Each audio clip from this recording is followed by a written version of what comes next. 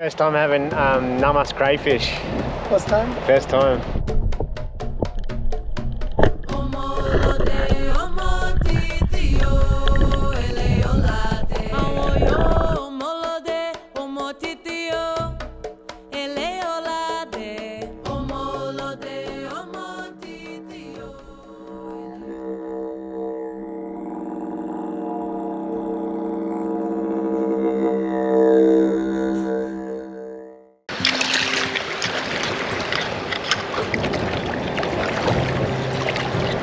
This one is a female mudcrabber, Jenny. You can see by the shape, that marking on her belly.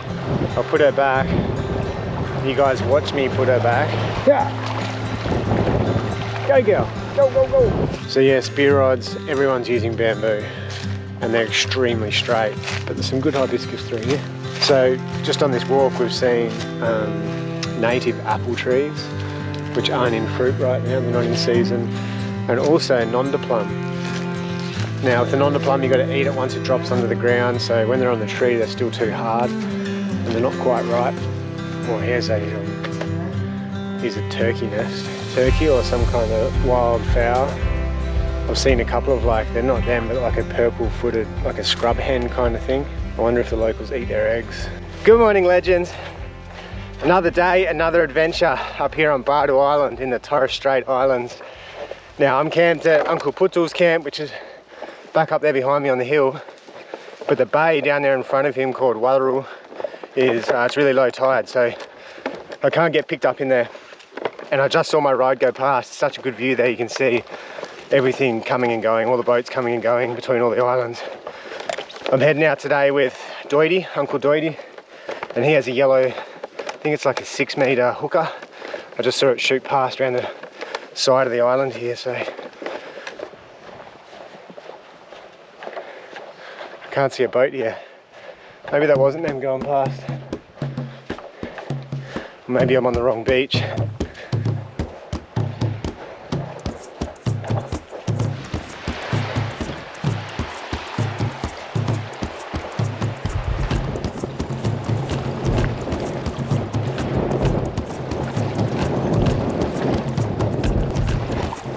Can't see him anyway. He must be around this next point. This stretch of coastline here, like this small stretch, is named after these fish traps. Obviously a traditional name, I can't remember what it was. Uncle Laurie told me yesterday. See these fish traps? One there, one down there. I noticed these fish traps the other day in a previous episode, exploring through here. Who knows how old these things are? It could be 50, 60 years, it could be thousands. There they are. There they are. There's my ride. Whew, that was a mission. It's good training for hunting camp. They might have picked up in the first place from there. Yeah, I wasn't there. Easier from this way. Yeah, I was a bit slow, eh? All right. Doity? Oh, good. Good morning, Nathan. What's your name, brother? Tim. Tim? Yeah. Alright. Where are we heading? We're gonna head that way past Ilap now. Kulba area. See how we go there, then come back this way to the back here. Okay. And yeah. Sounds good. And I promised you the other night to show you the recipe for that. Oh, and I nice. made you fresh caught a tuna yesterday on the way back. Yeah? Sashimi. Oh, nice.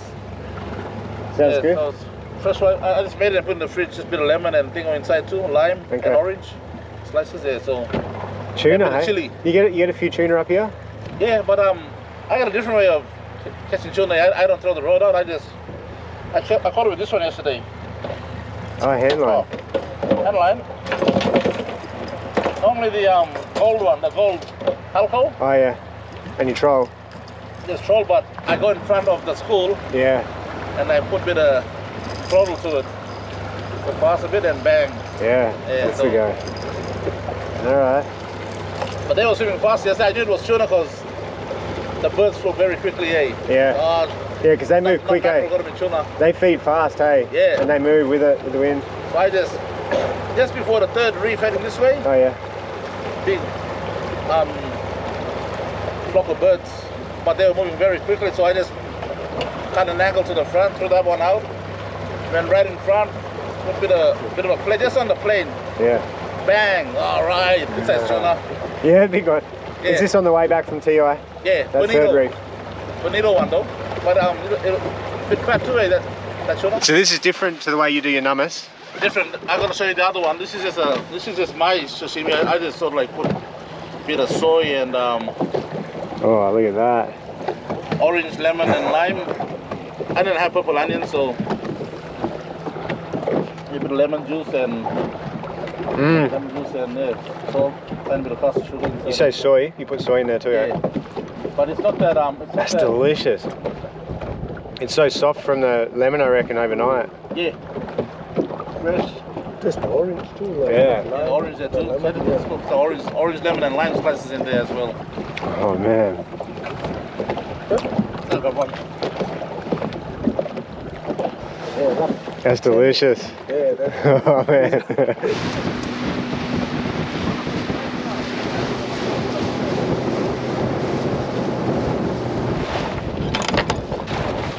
Alright, so we're stopping here because the tide's a bit slacker. It hasn't run it with the wind yet. Yep.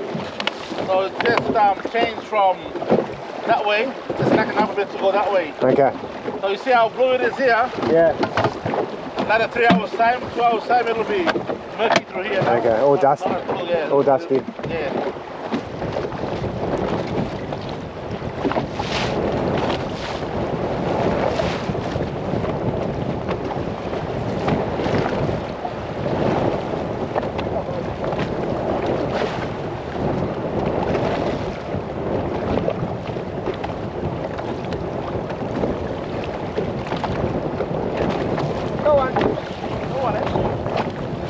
How good's that? They're so tasty, those fellas.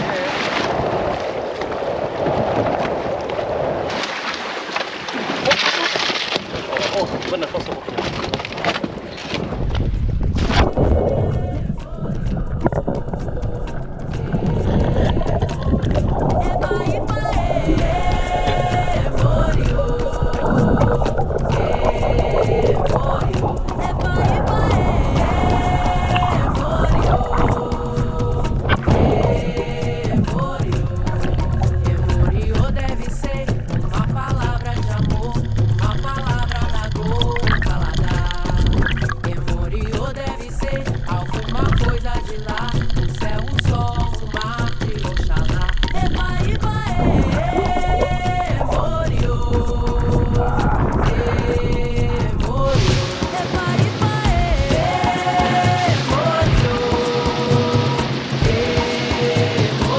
We were just having a yarn there and a dugong popped up right in front of the boat.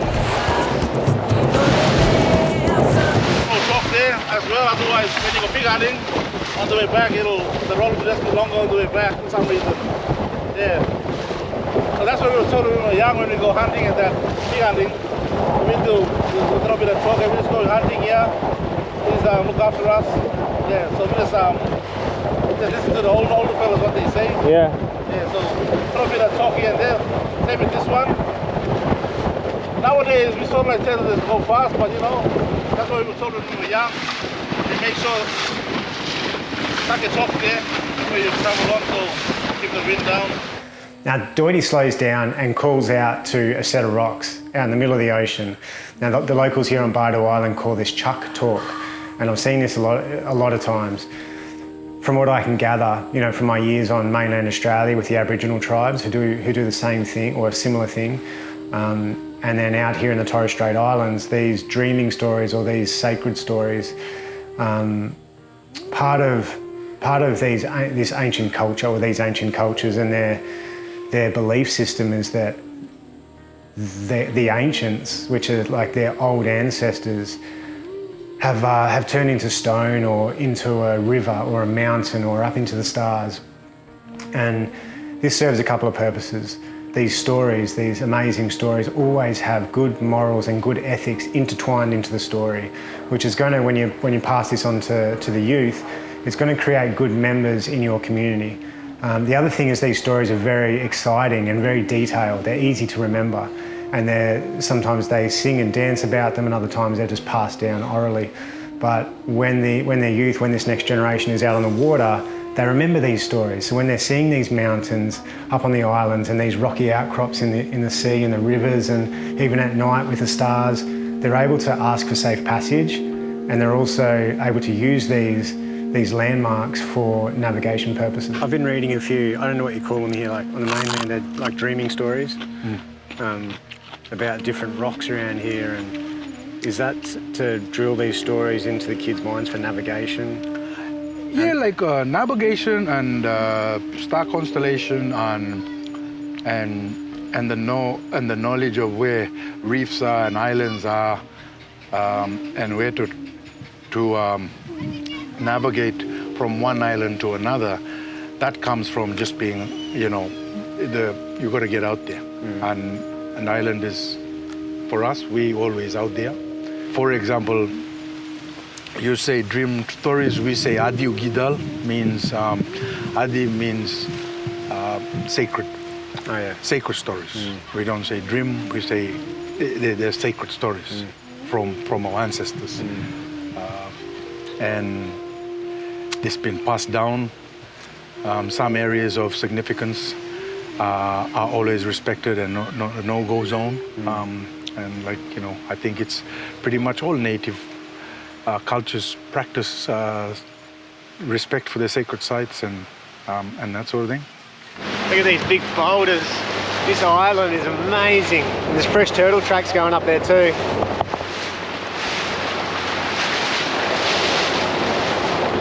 What is it? Zurat. Zurat.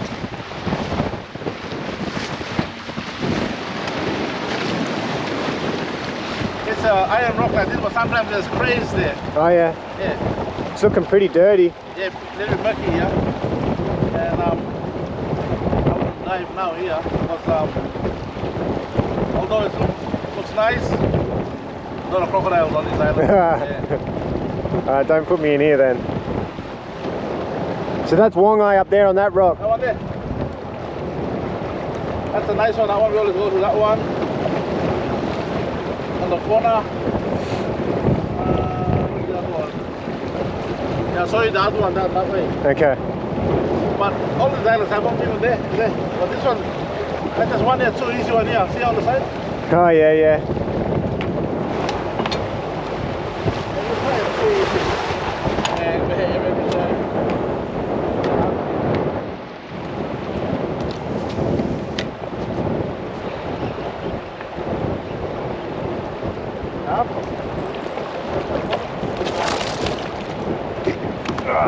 Nothing hairy, it's like a... Yeah. Oh, I wasn't expecting to catch a tarpon out of there.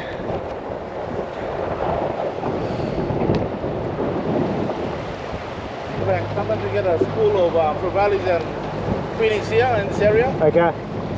This deep channel through here. Yeah, this is the way out from this island here, another way out. This is all part of Dollar Reef as well. Dollar Reef goes all the way down here. Okay. It's all shallow as we come out of here. This is where we free dive in between here and those islands there. We free dive in between here and the deep, so probably here, but there's a tide dripping through here now. Yeah.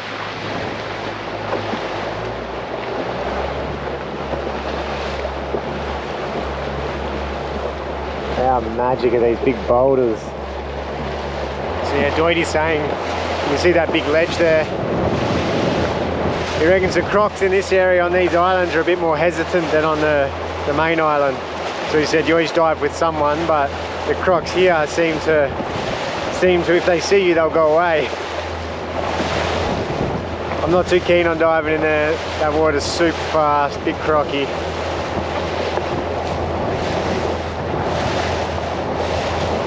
So I think we're going to dive in between this island and these rocks over here. There's some protected area in there with some really good bommies apparently, so look for some crayfish and then go behind the back of Warrior Island and look for turtle eggs in there. Alright, good one there. That was purple. Is that the one, is it? That one there. Oh, this is one of Dintel's favorite bommies. Okay.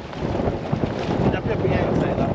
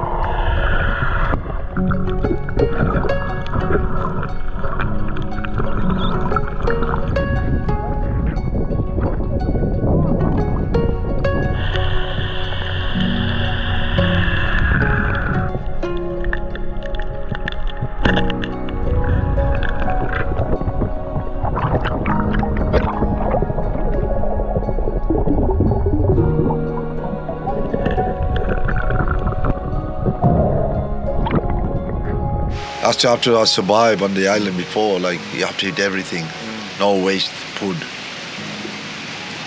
Like before time, there's no outboard. We pull dinghies. Pull dinghies. Very And hard. Just imagine today, you experience that our youth went on a, well, before time, this one here, pull dinghy from that distance, maybe can ride around the island, look over to Yeah. yeah. Paddle from And here to potato, where we were. polo, but you have follow the tide. Yeah. So you have to work. This tide you go around. Yeah. Afternoon this tide always running, easterly tide. Yeah. You coming home now, pull. Yeah.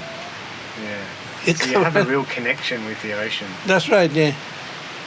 Two block in the middle, one at the pram, and the One on hunter at the back. The The hunter. best one, always have the best hunter, cause make sure you never miss. Miss. You only go out today, you come back with food. Yeah. Yeah, never come back with nothing. Okay.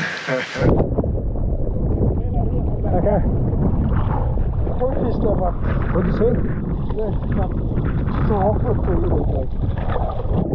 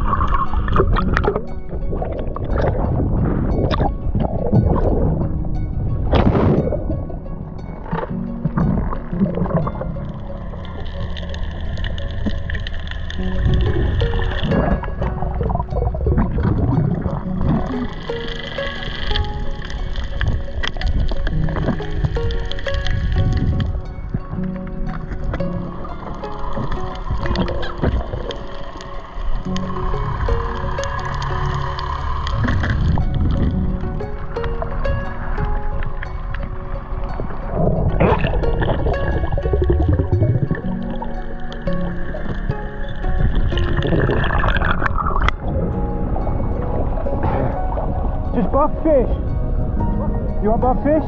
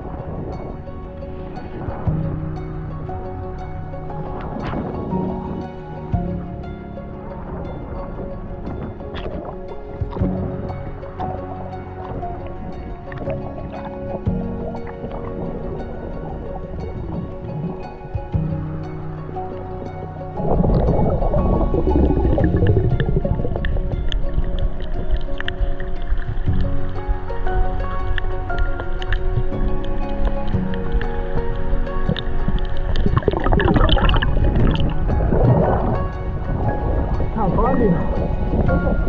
He was a big one, I can't find him though.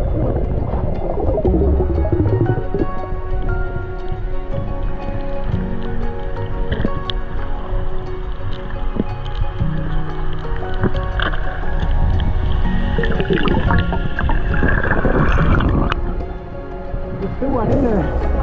There's one right at the back.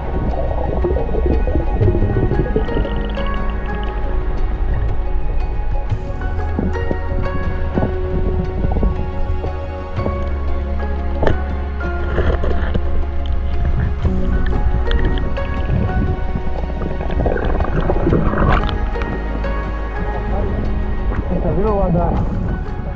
Yeah, there's a big one in there, man. It's absolutely magic down there. So many fish about. No good ones, just loads and loads of those mother-in-law.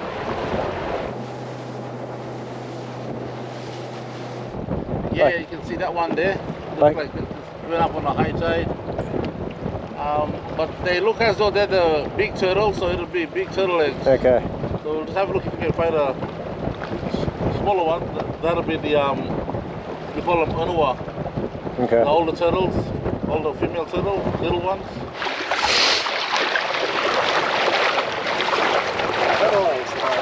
They good? You like them? Yeah. I don't know, this one Yes. possibly coming up or Is that a big one? Oh, there's so many. Oh, and they do like a detour, they try and trick you. Decoy. So this tree up here around the top is a wongai tree. These are the fruits off it, but they're not quite ripe. They're still a bit hard.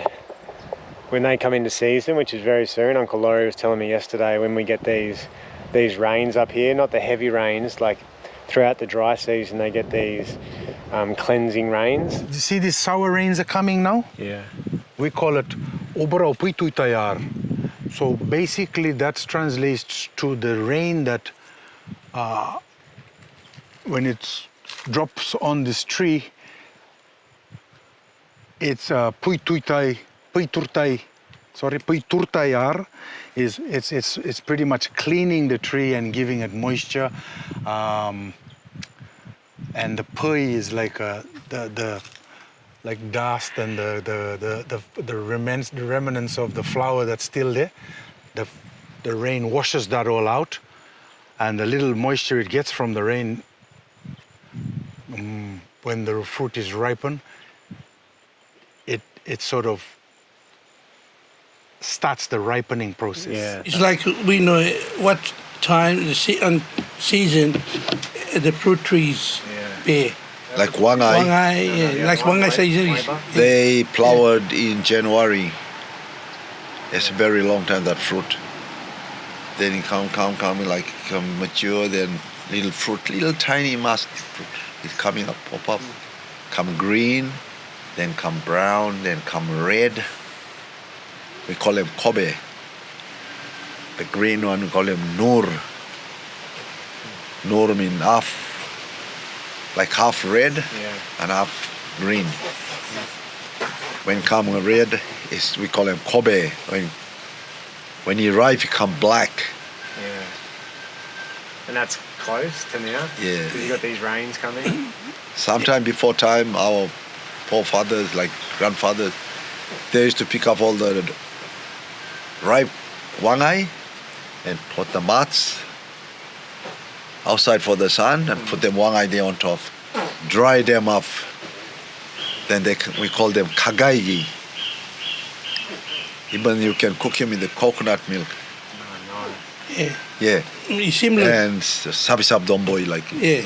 you bake flour, then you mash them inside and cook them up together. That sounds good. That kagaigi remind me of a dry prune.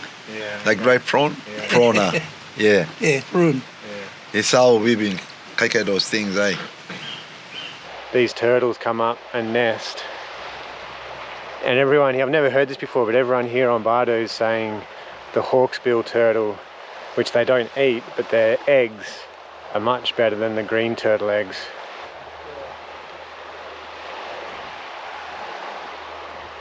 they're just playing around because Yeah.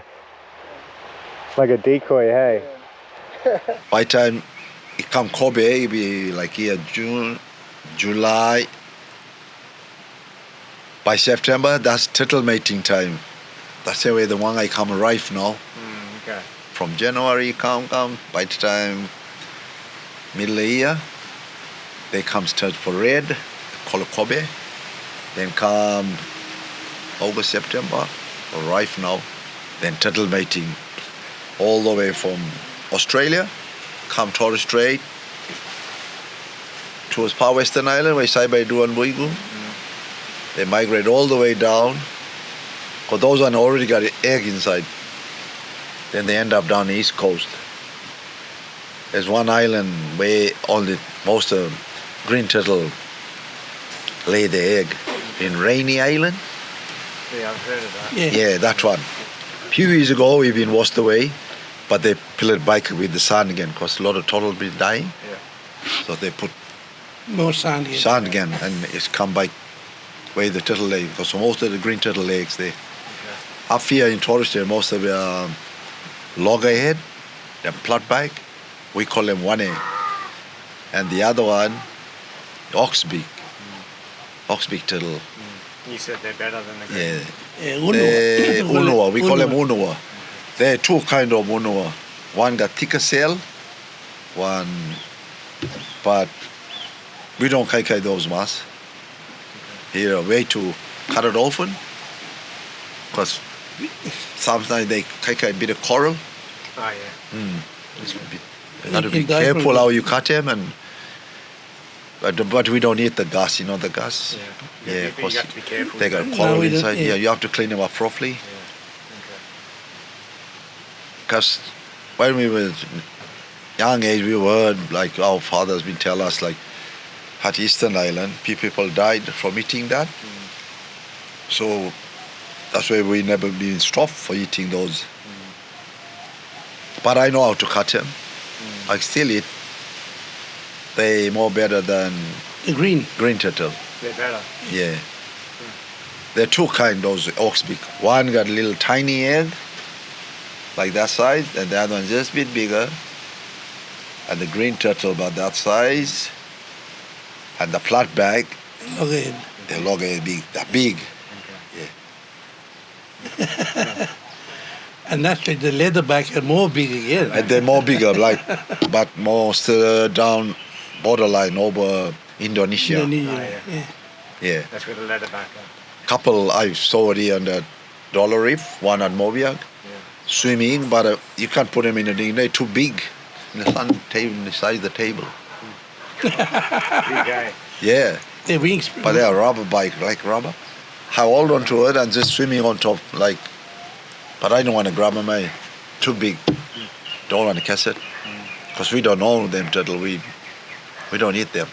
So you're poking down, you're hoping to feel like a cavity in the sand. Yeah. Yeah. You can feel it like as you put the spear in, like I don't know if it's in here. Sometimes you get like longer ones. Yeah. Too short, yeah. Yeah, okay. Get longer ends. So these turtles will come up and actually, as you can see, they zigzag all over the beach. They'll actually do like decoy nests. So they'll dig and then fill it in and then move on. I don't know whether they actually are trying to trick the predators of the eggs or what, but it's every time I look for eggs with local mob, it's really hard to find. Like, and you go through so many nests and then just decoys, then you'll finally come across the actual nest. So I can see 1, 2, 3, 4, 5, 6, 7, at least 7 likely looking spots. No good. No good. Yeah. She's tricked us. Must be disposed to playing around, I think. Yeah, they do that, eh? They come up, Yeah. have a good look around, then just go back in the water. This looks fresh though, like it looks like it was last night. Yeah. No good.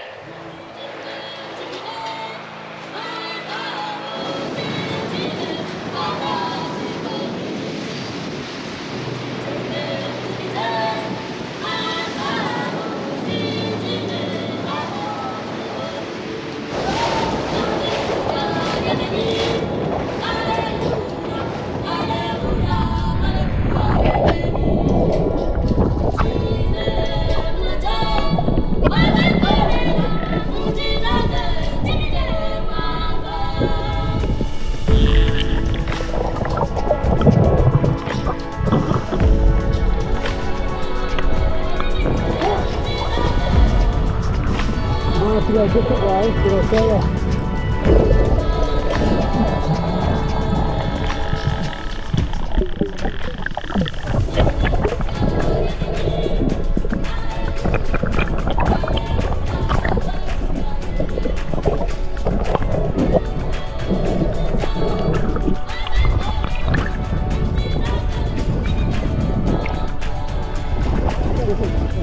There's a couple. Yeah, the bigger on this side.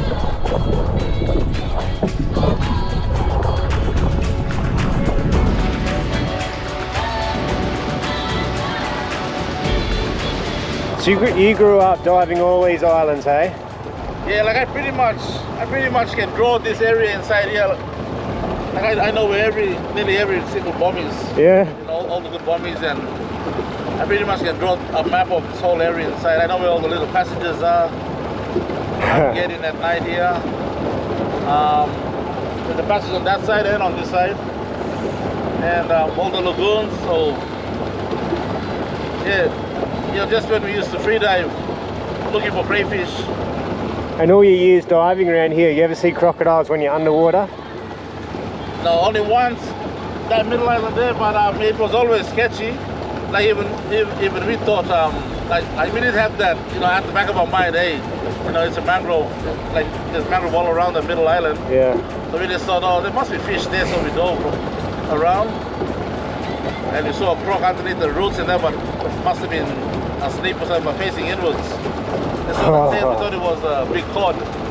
Come up close, hey. But that's the one and only time. Any other time we've seen the croc before. Yeah. But the younger ones, the big ones tend to hide themselves. You see them early in the morning, or they're always on the outside. Late in the afternoon, they go back. Especially Laurie's camp there, you see that big one always go past. Yeah, he told us a story about that last night. Yeah. But you know, it's eyeing the children, and that I think if they're by themselves, they probably come closer. That's not a bad day. While I do that little namas for you here. Yeah. We can throw the line up and probably get a finger mark or something. Okay. Here. Are you going to throw the crayfish in the namasa in that mix? Yeah, I'll lump the meat out and put it in the same thing. Okay. First time having namas crayfish.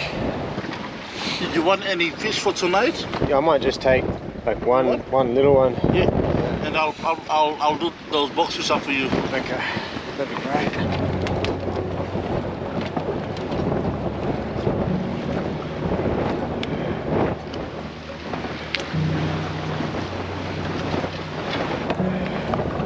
So tell us what you got in there. So we've got soy sauce,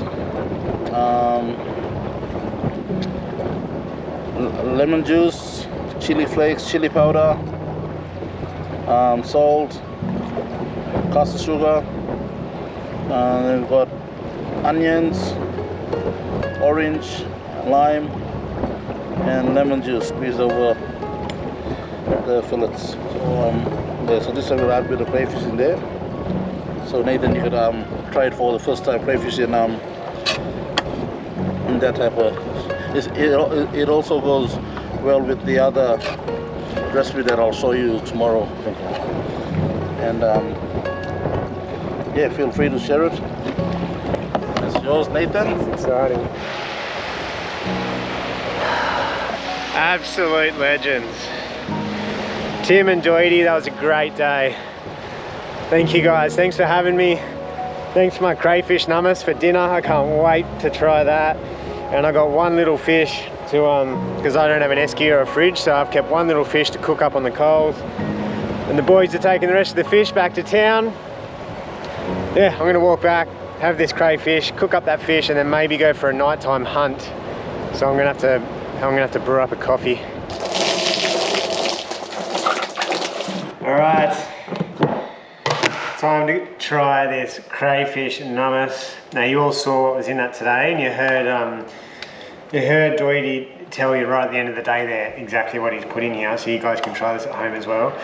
But I have to say, the tuna that he had in here this morning was I hate to say this because Eli over at Old Marpoon, that one you made with the queenfish was epic as well. Like everyone's different and really good in its own way, but I think this one is the best I've ever had. So make sure you try it at home. But the crayfish I've never had before. It's just going to get better and better, I suppose, as you know, if you, like, I think that was the beauty of the tuna. It had been in here overnight, I think. Yeah, it was in here overnight, so it was super soft.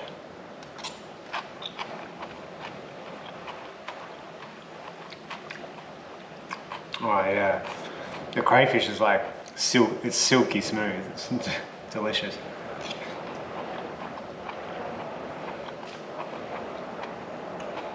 Yeah, that is really good.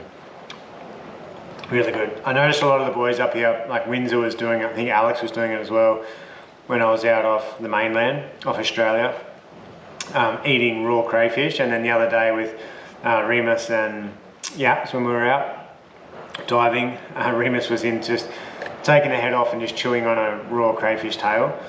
So I suppose sashimi crayfish.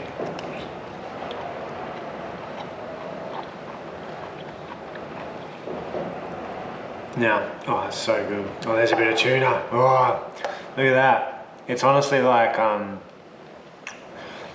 when you have, this is what I was trying to think of today. I was trying to work out what it tastes, not what it tastes like. Yeah, kind of what it tastes like, but also the texture. It's like Mongolian beef. When you get Asian Mongolian beef, this is what, somehow the tuna tastes like that. Yeah, that's probably going to be a wrap for another episode, guys. I hope you enjoyed today's episode. Such an amazing day out there. Doidy's knowledge, but not just Doidy. All these men who grew up here on the island, these uncles, their knowledge of the waterways. So Doidy taught Remus, the fella you met a few episodes back, taught him how to hunt, how to dive for crayfish and stuff. And then gradually Remus got better and better, and then came to the front of the boat, and Doidy was in the back just as a skipper, and he didn't have to get in and out of the boat anymore.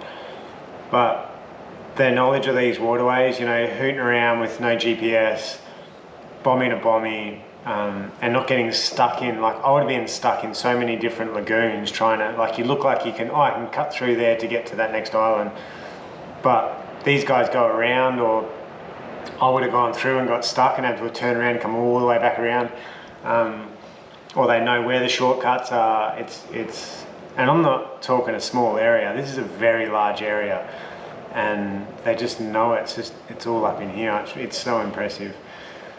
And then yeah, teaching these younger guys how to do that, and that's what happens, I suppose, when you live off the water. When you're harvesting the majority of your food from the ocean, you know, whether it's turtle, dugong, crayfish, fish, you know, you're spearing, you're diving,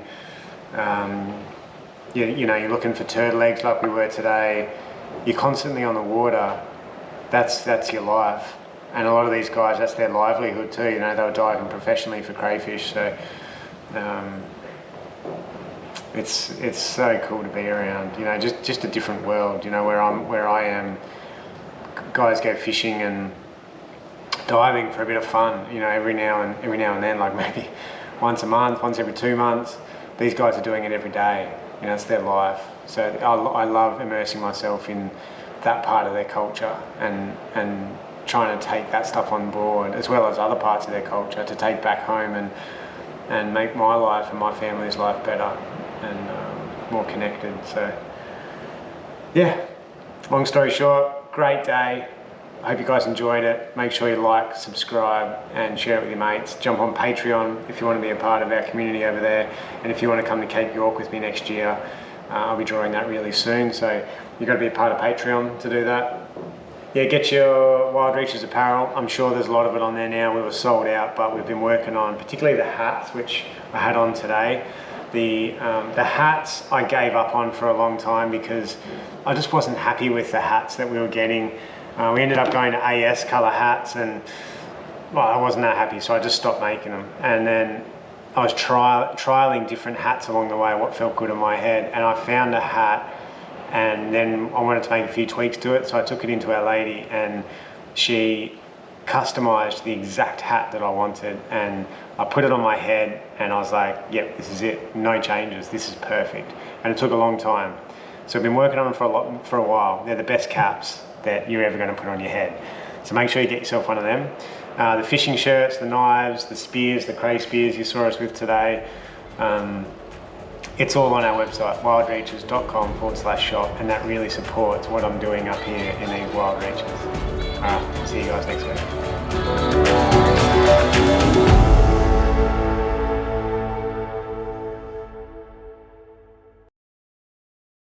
We're on BADU Island in the Torres Strait Islands. This area is, if you get to Cape York, which is the northernmost point of the Australian mainland, it then goes, the Torres Strait Islands is a stretch of islands, about 250 odd islands that used to connect Australia to Papua New Guinea via land bridge, and now it's all islands. And I have no idea where I was going with that.